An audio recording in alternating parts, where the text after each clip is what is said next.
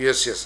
ఒకసారి మీరు జ్ఞాపకం చేసుకుంటే వైఎస్ఆర్ కాంగ్రెస్ పార్టీ హయాంలో పోయిన గవర్నమెంట్లో ప్రభుత్వ ఉద్యోగస్తులకి అదేవిధంగా వారికి ఇష్టం వచ్చిన కొన్ని పిఎస్సీలకు మాత్రమే చేస్తే అందరికీ ఒకే విధానంతో ముందుకు వెళ్ళాలి. లేదు ఉట్టి ప్రభుత్వ రంగ ఉద్యోగస్తులకు చేశాము, పిఎస్సీలకి లేకపోతే ఇతర ప్రభుత్వ రంగ సంస్థలకి ఇవ్వమని చేసినా పర్వాలేదు.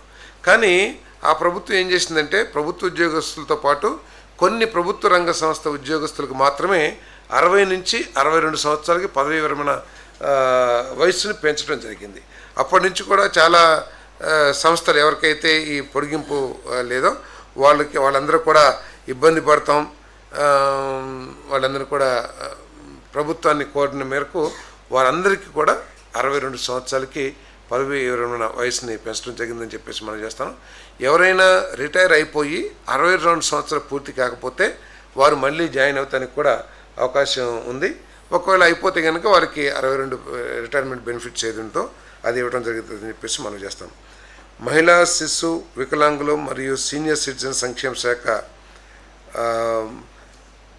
శాఖ పరిధిలోని జువైనల్ వెల్ఫేర్ కరెక్షనల్ సర్వీసెస్ విభాగంలో ప్రస్తుతం ఖాళీగా ఉన్న 3 పోస్టులను రద్దు చేయడం ద్వారా సవరించిన పే స్కేల్లోని ఆర్పిఎస్ 2022లోని 76,730-1,20,000 deputy director of correctional services నూతన పోస్టును మంజూరు చేయటానికి, అంటే 3 తీసేసి ఈ పోస్టును మంజూరు చేయటానికి ఏదైతే ఖాళీగా ఉన్నాయో ఆ 3 పోస్టులను రద్దు చేసి ఈ deputy director of correctional services నూతన పోస్టును మంజూరు చేయడానికి మంత్రిమండలి ఆమోదించింది.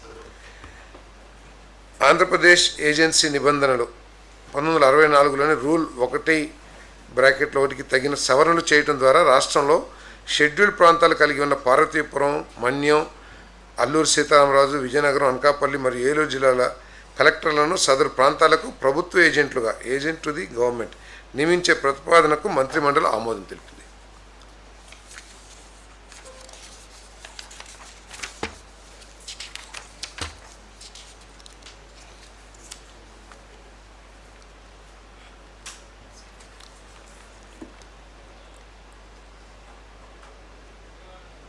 ఎన్టీఆర్ జిల్లా ఇబ్రహీంపట్నం మరియు గ్రామంలోని పవిత్ర సంఘం వద్ద పర్యాటక మౌలిక సదుపాయాల అభివృద్ధి కొరకు మార్కెట్ విలువ చెల్లింపునకు లోబడి సర్వే నెంబర్ 335లో గల జలవనరుల శాఖకు చెందిన 2 ఎకరాల భూమిని ఆంధ్రప్రదేశ్ పర్యాటకాభివృద్ధి ఏపీ టూరిజం డెవలప్మెంట్ కార్పొరేషన్కి బదిలీ చేయడానికి మరియు దాని టూరిజం పాలసీ ప్రకారం లీజ్ డీడ్ ద్వారా ప్రైవేట్ డెవలపర్కు లీజుకు ఇచ్చేందుకు అనుమతిస్తూ మంత్రిమండలి ఆమోదం తెలిపింది.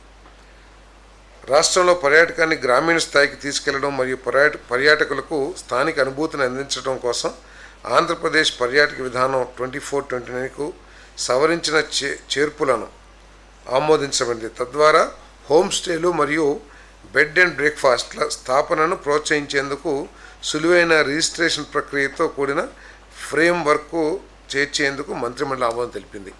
ఈ హోమ్ స్టేలు అంటే మీ అందరికీ తెలిసిందే.